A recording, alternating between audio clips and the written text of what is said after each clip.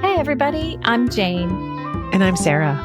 And you're listening to the Medium Curious Podcast, the show that takes the paranormal and makes it totally reasonable and a lovely craft that everyone should totally believe in the end. Yes, absolutely. And today's episode, we have on the phenomenal Mary Grisey. She's a medium and a channeler, and she's just a beautiful, grounded earth mama. I can't wait for you to meet her. Everybody's so lucky. You'll thank us later. Ready? Go. So, Jane, this is Mary. Mary, I haven't met you, but I feel like I have. Well, you are a medium, an amazing medium. You're also a channeler, and you're also a mom, which is, I think, somehow fits into all of this. And then you do a lot of art, like channeled art, and you teach channeled art, which I think is so cool. And can we start with the art? I'm so intrigued by the art. And then we can go to all the other places. But can you talk to us about that journey that you've been on with the channeled art? Oh, yeah. Oh, my gosh. I don't even know where I start. I come from a family of creators. And I just actually found out recently when I was going through all my mom's stuff that my great grandma was an amazing painter. And I started hoarding all of her like watercolors and oil paintings. They're mainly like flowers and landscapes, but amazingly rendered. And I just had no idea. And also my grandmother, who I'm named after, Mary, was an astrologer in the closet. So at that time in like the 70s and the 80s, you know, I don't think a lot of people were really doing that. And we're talking about it. maybe they were. But and then my mom is like an amazing, or was an amazing seamstress. So big into like fabrics and, you know, stuff like that. And made all of our costumes as kids for like Halloween. Yeah. It wasn't really until, God, I think senior year in high school, which I feel is a little late to the game. I feel like all these like artists are like, I was painting since I came out of the womb. And I think that I was just talking to dead people mainly. But, then, which all, you know, intersects anyway. But I took this ceramics class in the senior year of my high school, and it really changed a lot from everything for me. And it just came really easily. And I just found my joy. And then, you know, going into college, I majored in art, and I have like 3 degrees in art. And you know, I was a painter, started out painting these kind of like Georgia O'Keeffe type skulls. You know, we all have to like start somewhere. Art really is a great place to start. Yeah, right? Yeah. Just start at the top. Beam me to New Mexico, basically. Yeah. And so I was painting, and then it just felt like it wasn't enough. Like, I was like, I have to evolve into like this immersive space, like building spaces. And so I started, I moved to Chicago, my mid-20s, and majored in fiber and material studies. And I learned how to weave on a floor loom, and just kind of moved away from this like square canvas on the wall and moved into this more imaginary space where I was ripping into the wall with a knife. It was really weird. And I think that I was dealing with a lot of, you know, grief and, you know, childhood trauma, as we do in art school. Required. It's one of the courses. And so I was creating these immersive installations, and didn't really like totally know what I was doing, but the soul always knows. And I feel now looking back, and I'm like, holy shit, I was actually creating scenes from past lives. And I Whoa. was connecting with my guides, which now you can kind of see this weaving in the background, but Yeah. Gorge. I started creating these kind of, I don't know another way to say this, like totemic, like vertical, like earth to cosmic, like hand woven beings hung from the ceiling. And these sort of hand built clay vessels that would sit in the middle of these hung weavings. Like these are 10 feet tall by, I don't know, like body size, like 2 feet. I don't know. And they would hover over you. So as a viewer, you would be like looking up at these sort of things. Wow, Effigies so or, cool. you know. Yeah. And I would sing these songs, literally, like I would go into GarageBand and like sing a song that would just channel through me. And then I would put the sound into the exhibition, like the show. Oh, and I would hide this little speaker into the. That's so cool. I would love to go see that. Thank you. Yeah. And I just felt like, yeah, at the time I was like really having a spiritual awakening. And I started reading tarot. My mom bought me a tarot deck and I started reading for my friends for fun. And I'm like, oh, I was just basically doing this my whole life. And like, I realized I thought I was just finding my truth in these installations I would create. I'm like, oh, people can just come in and like find their center and find what's within them. But now I look back like 10, 12 years later after creating these things. And I'm like, whoa, that was a past life that I had as like an oracle or a seer in southern Italy. Like really specific stuff. So like you would look at a certain piece and you would be like, oh, that's me in Italy in the 1400s or something. Yeah. And it would be like these specific stories that I would create and then I would look them up later. Like that specific installation that I was talking about with like the hung weavings and the ceramic vessel with the sound. That piece is called Sung from the Mouth of Kume. And it was said that these priestesses or seers would sing their prophecies out from the mouth of a cavern, and kings and emperors would like come and receive like insight from these women. And then I realized in a past life regression that I did on myself, that I was like, I was like, oh, I'm in that. I just created like literally the scene. And I'm, which is weird to say this, but I'm naturally also skeptic. And I had to Google it, like the history of it. Yeah. Yeah. That's fair. Yeah. And I was like, oh shit, this is actually like, it was one of the first Greek settlements in southern Italy. Oh, wow. Yeah. I love that we can have these insights, these psychic hits and Google them. Yes. You know? Yeah. And just like get the validity that's like, oh, okay. This really did happen. So you're saying that you named it from the mouth of Kume just intuitively? Like you were like, it's called this. No, I actually Googled that. But okay. I was going to freak out completely, but I'll just freak out a little. I mean, I wish I was that good. No, just kidding. But like the story was within me. Right. And at the time I was dating my ex, he was a total like history buff and into that kind of stuff. He's like, that sounds like this, like what you're talking about. And I was like, oh, and then the whole story kind of unfolded. And then that's when I had I titled it and everything, but then I had the past life regression because I thought I was just telling a story, Yeah. And didn't know your part in the story.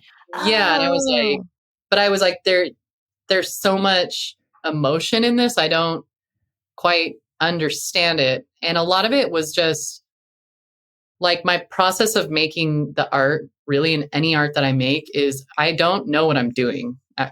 Like I'm not an artist. So there's a lot of artists out there that have like sketches and, oh, I'm going to make this political thing, or I'm going to They have their I mean, goal in mind.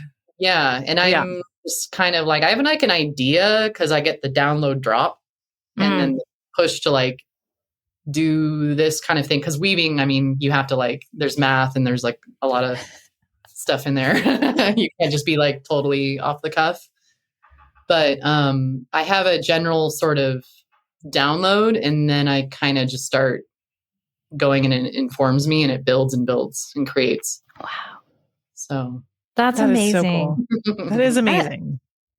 Yeah, I think that makes perfect sense for the art process is like get the download and then start with enough math. And then you say it just kind of evolves from there. Yeah. That's gorgeous. So nowadays, I know you teach as well. Yeah. So you're mediuming and you're channeling and you're arting. Are you still doing all the things and you're momming? You've got a little. There's a lot of things. There's probably more than that, but yeah, right. Yeah. Yeah. So, I never thought that, I mean, I did my MFA thinking like, oh, like if the art thing doesn't work, I'll just like teach art.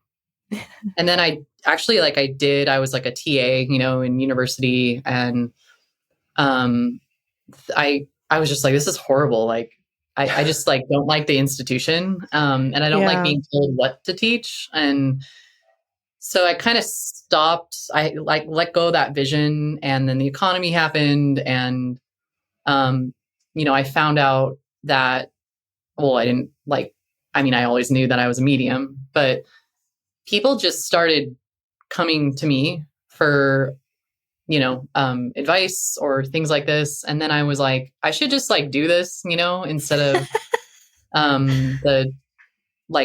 was just surviving, when I moved to LA in like 2016, and I was like waiting tables and just, that's fine. It was just like not for me. And, that's when I started, giving readings, and I kind of, was still like making art, like on the side. But that kind of like settled down. And then the part where I'm like the medium, like started rising, and then it gets kind of wild. Oh, good. Let's go. Oh, okay.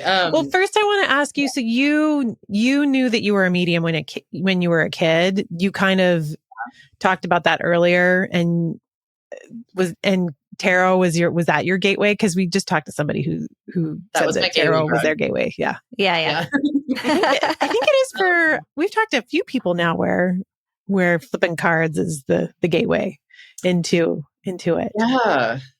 And my mom gifted me a tarot deck, so it holds this like really special thing as well.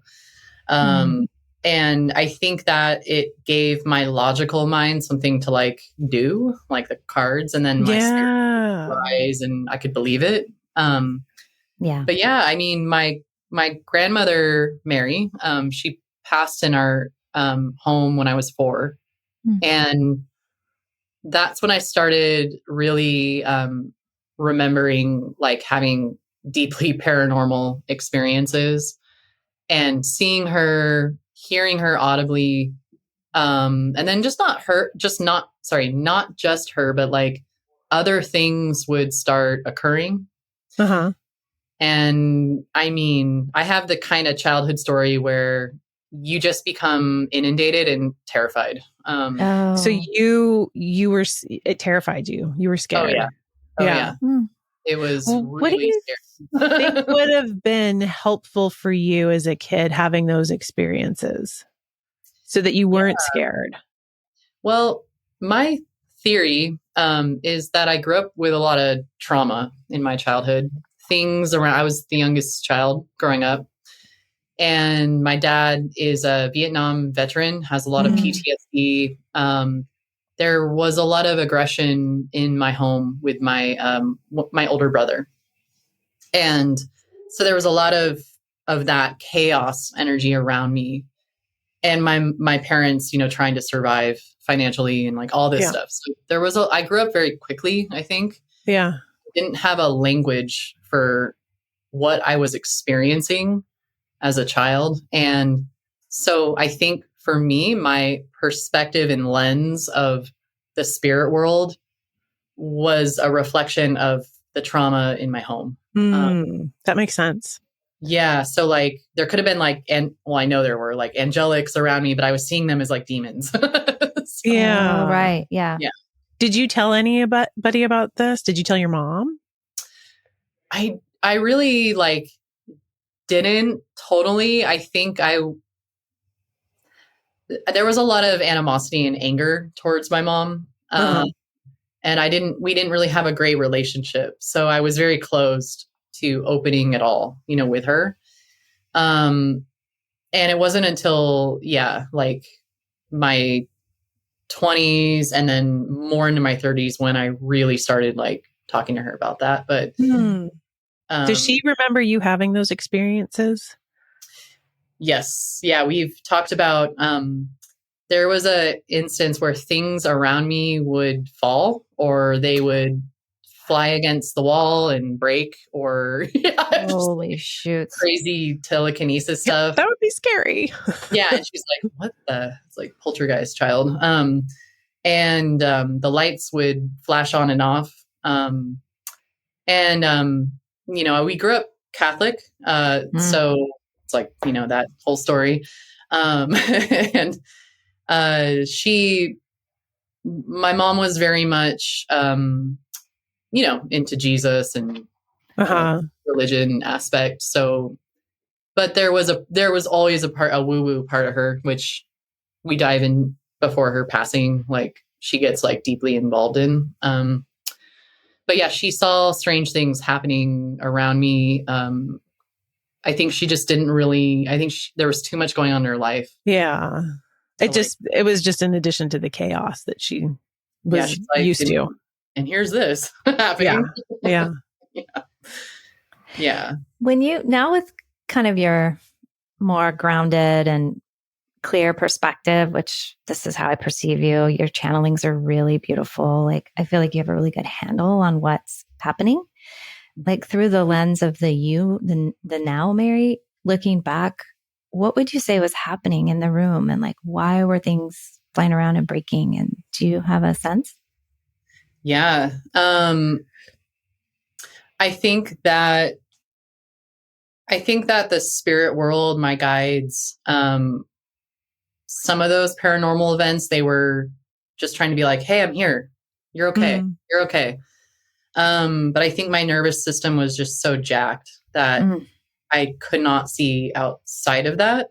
Yeah. And I think that partly it was also a recognition of my aura or my electromagnetic field or like something going on.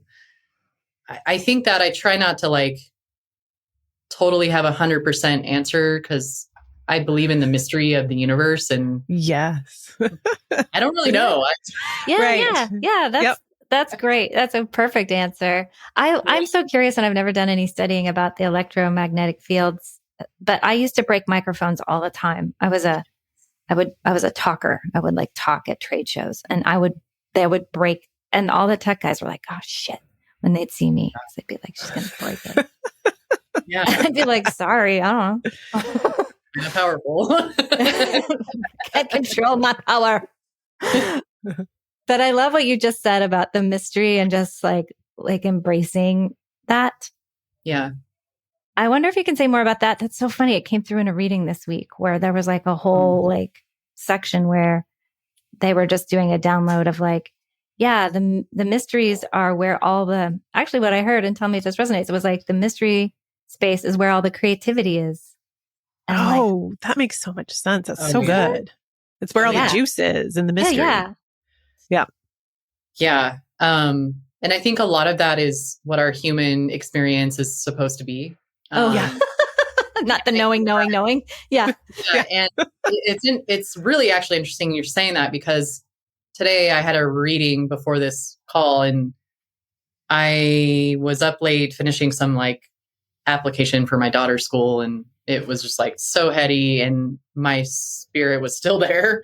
And I'm like, I gotta get grounded for this reading. And I was on this walk with my dog and and I'm like, guides, give me a sign so I can just be in my body and just help me out here. Yeah. Help. And I'm big on signs, and I looked down and there's this childhood, like this, you could tell a bunch of children were like playing with chalk. Right at that moment, I looked down and there was a rainbow that said smile.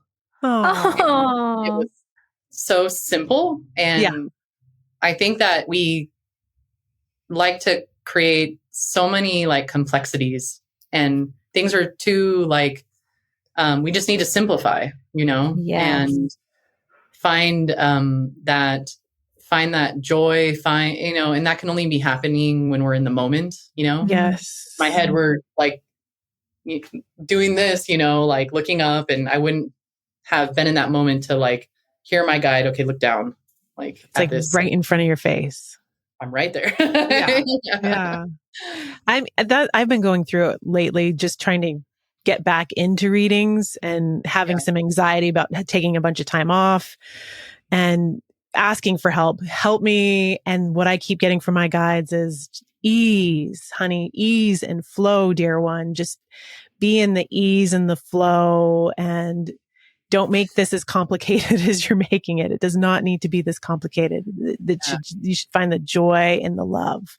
And I think it's just like the joy in the love. I would say to my guides, have you met me? That's great for you. In my mind on this hamster wheel. Yeah.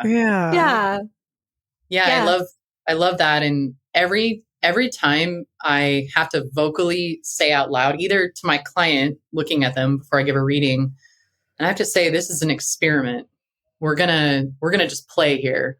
And then I love that. Like all of this, like heaviness, either on their shoulders or like whatever, it like lightens. And that's such a good tip. Yeah. Love that. Yeah, we're here to play. We're just going to experiment and have fun. Yeah, and that's the resonance of spirit. They're like, oh, we're in that happy bubble. Yeah. Oh, that's so good. Oh, I'm going to use that. Hot tip. Thank you. Pro tip. That is so good. Yeah. I wonder what your favorite part, since we're in the joy bubble right now, what is your favorite part of doing this work? Oh my gosh. I hate to sound like selfish, but you should enjoy, that's like, right. Too, right?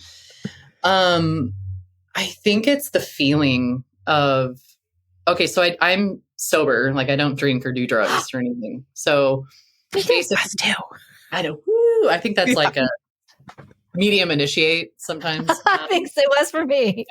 I know. Yeah. Spirit's like, no. Yeah. Your body can't handle that shit, but go on. Yeah. But like, it's this feeling of like euphoria, and it's this, it's a je ne sais quoi. Like, I don't know how to articulate it, but it's like I go to the higher dimensions for a momentary time, and I get to hang out with spirit.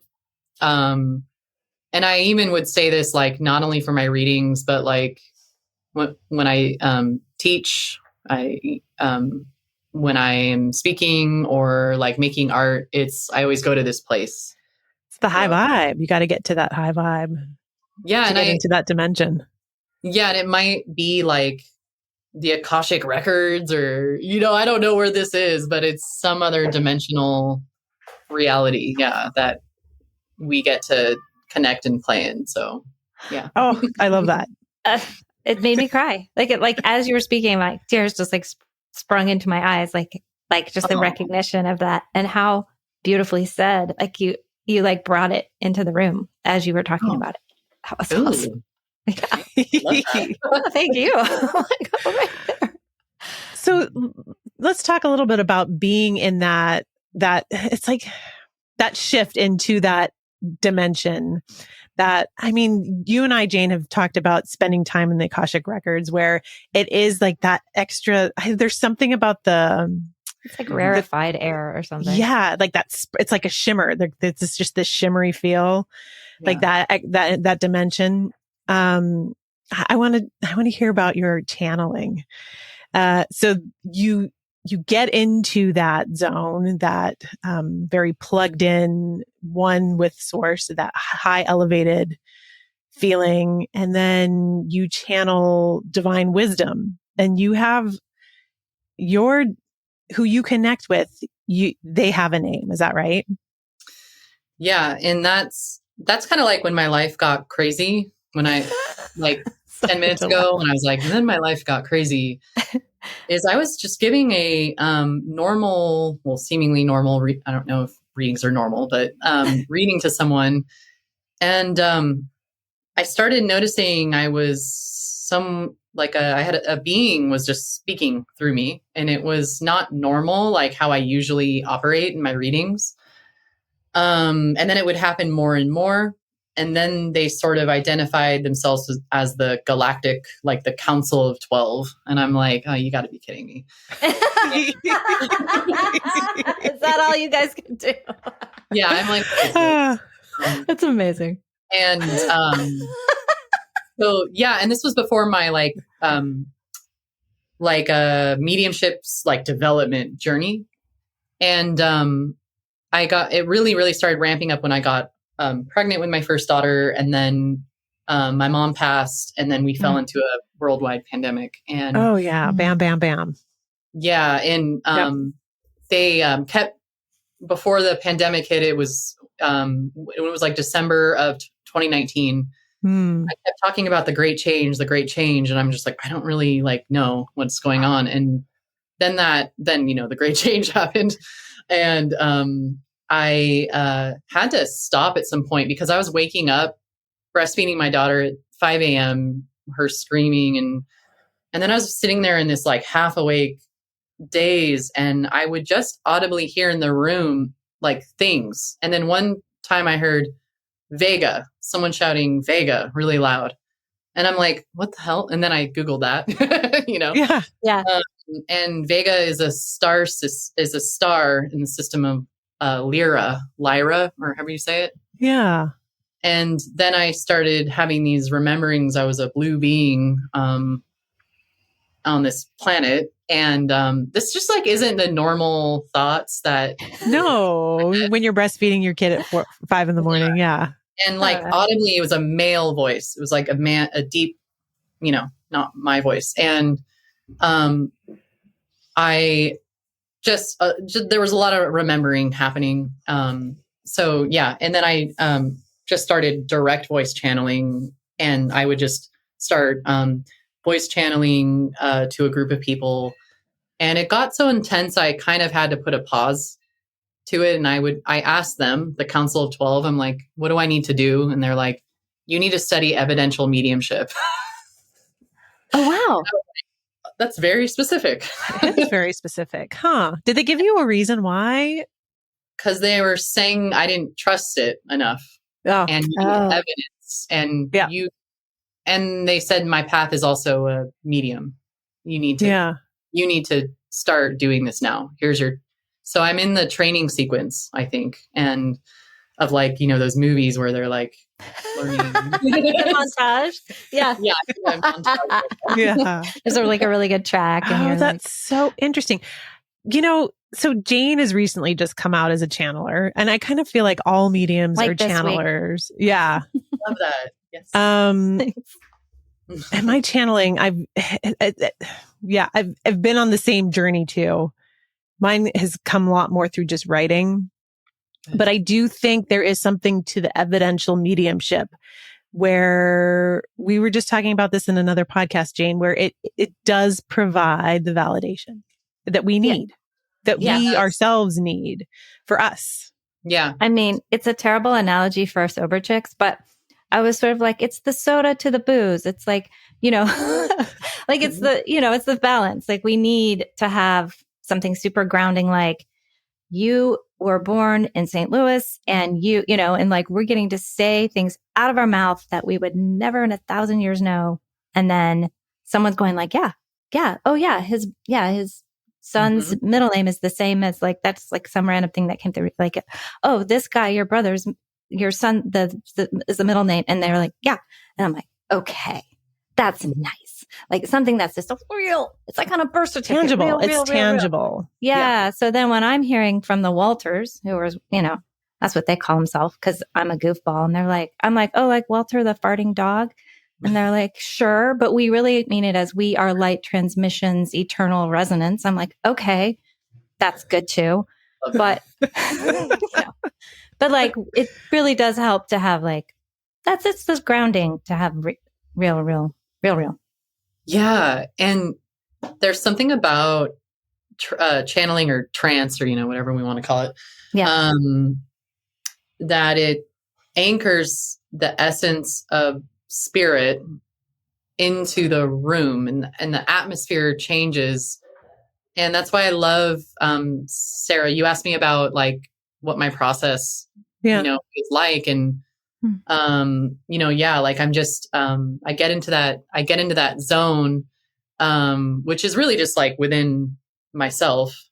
It's all your channels, all, within, because I swear, I think I'm just channeling a higher version of myself, really, which sounds kind of narcissistic, but no, but it's so true. I mean, that makes perfect sense to me. Yeah, absolutely. That's my theory. Yeah, I think we're all just. I love that.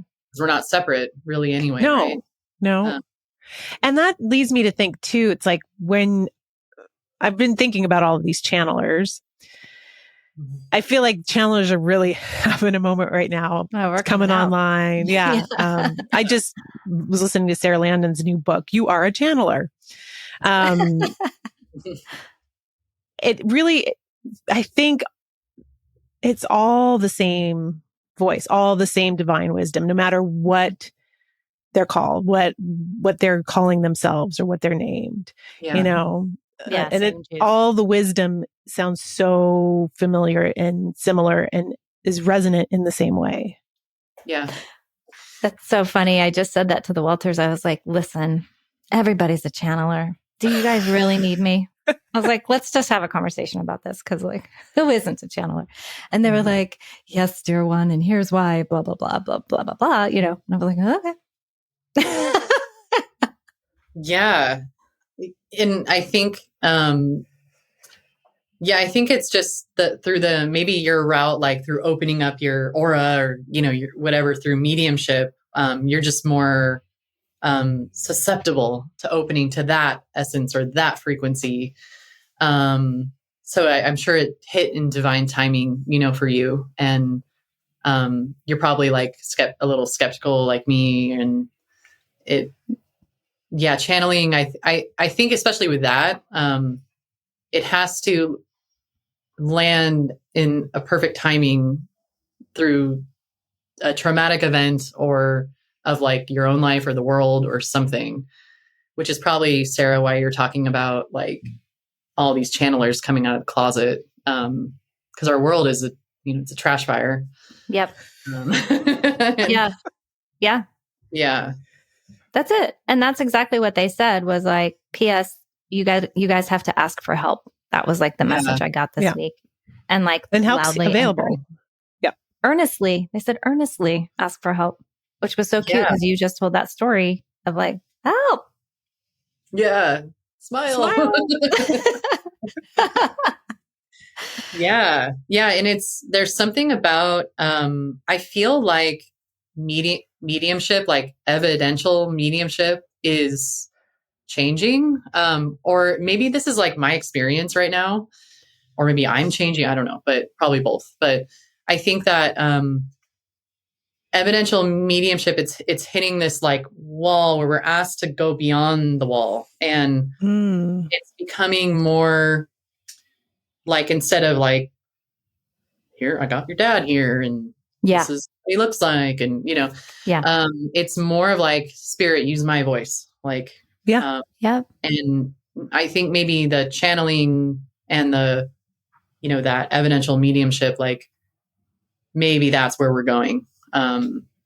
In hitting new territory, I think. Well, instead of just like the pony and trick show where, zip codes and stuff. Yeah. Right. Mm-hmm. Channeling spirit, channeling someone's loved one and actually what they or thinking and feeling, I feel like it's a very meaningful form of mediumship. Yeah. Yeah. Yeah. Bringing them into the space. Exactly, Mary. I was thinking that a second ago. Like I felt your guides come in a little while ago. Like you started talking about them and I started to feel them. I was like, damn. Like my vision got weird and I was like, oh, cool. And that's my experience. And I can't wait to someday come to you for a reading. But Sarah gosh. does that. She brings in the room. And not all mediums do that. And so I love that. So that's maybe part of the evolution is like we learn, okay, we're going to channel spirit because then we like back up enough.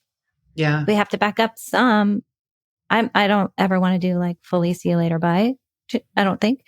But, you know, we back up enough to get out of the way to let them be in the room. And then, but that's just always been a gift Sarah has where like when she channels my dad, I was like, I start bawling immediately. I'm like, oh my God, Dad.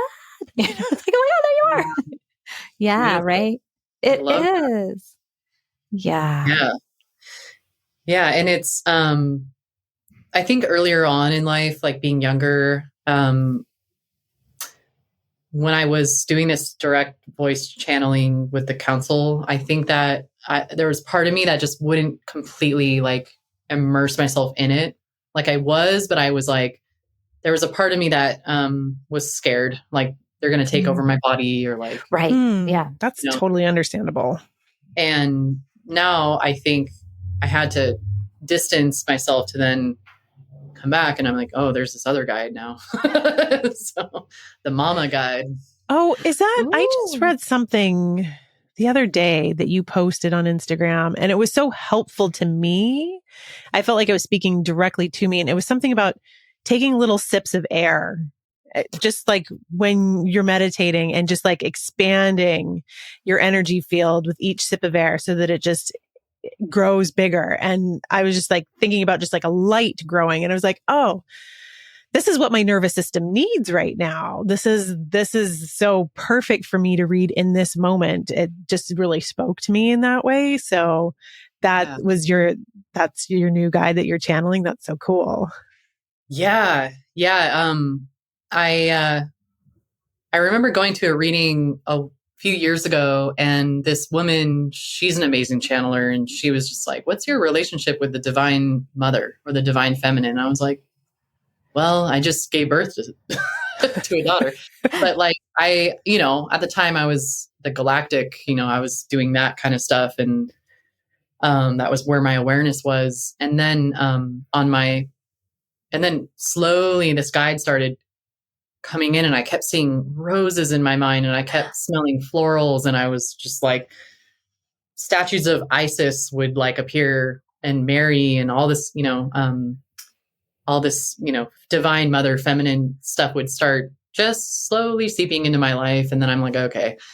And on my 40th birthday last summer, my she was 6 months old at the time. She was sleeping in our room and I was just really quiet, like on my phone. It was like finally like everyone's asleep. And then audibly again, I hear mem like really loud.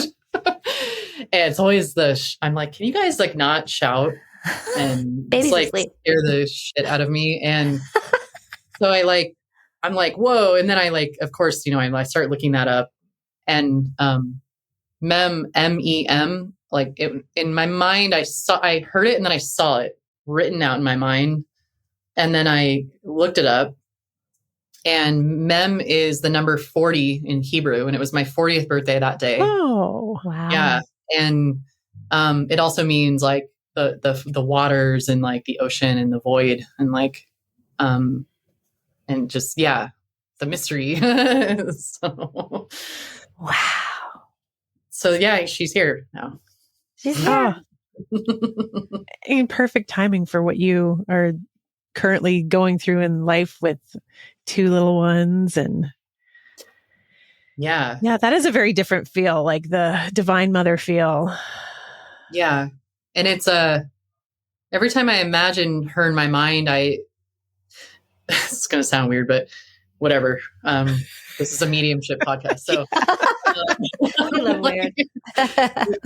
she shows me herself as this prismatic rainbow. You know, when you see like rainbows in a crystal, like a floating blob, like orb. And she's always floating in a cave, like a cave space. Whoa. And I always see ravens being connected to her. So there's a lot of things that I'm starting, like I call it the cosmic breadcrumb trail. Yes. That I'm having fun playing with. Oh, wow. But yeah, I always see her. She's just this vision, like a spectral of light, and not like dead or alive, just in another dimension. I don't know how to explain that. That's so cool. I mean, as you're talking about that, I'm visualizing her, and it's just stunning. Yeah. So when you teach and you're teaching channeled art, what is the biggest advice you have to give people to tune into this creative power? It's like a creative power from the sounds of it. Yeah. So like, how do I facilitate people to like tune into their... Yeah. Like, so if somebody hasn't experienced any of this yet, if someone, you know, is having a hard time getting there, going there, trusting in this process, what are some of the things that you teach to help people find their way? Believe it or not, it's belief system. And I mean, I think we're all mediums, we're all psychics, you have to develop it, right? But we all have intuition, like for sure. So my biggest thing is, because it was my barrier, was to trust and to believe and worthiness and whatever that thing is that's telling you can't do this or you can't connect. I think looking at that and then also I think that checking in with like, what is my nervous system doing? Because the nervous system that's the mechanics for connecting with spirit anyway. So if your nervous system is jacked, like you're not in that radio station to, connect with that resonance of spirit. So I think it's a lot of things, but I would say starting with like worthiness and the soul first, and then go outward. Yeah. That's really beautiful. I love it. That's that idea of like suspension of disbelief, like that ability to kind of flip to that. Yeah. I've always had it. I've always been like, sure. But applying it to yourself is another jam. Like you're saying, it's like this like weird, like sort of like self-love required to believe that you're sort of worthy or capable or whatever. Like that, I think it's such a huge component of just being successful at living and at life, at lifing, is that feeling of being worthy, that self-worth, just knowing it. And once that core, like you're talking about nervous system, if you don't feel worthy, your nervous system is not going to feel worthy. You're not going to feel safe, so having that core belief of self-value and worth. That makes so much sense. Yeah. Yeah. And I always find, that I work best in the atmosphere, where I feel most safe and sort of secured.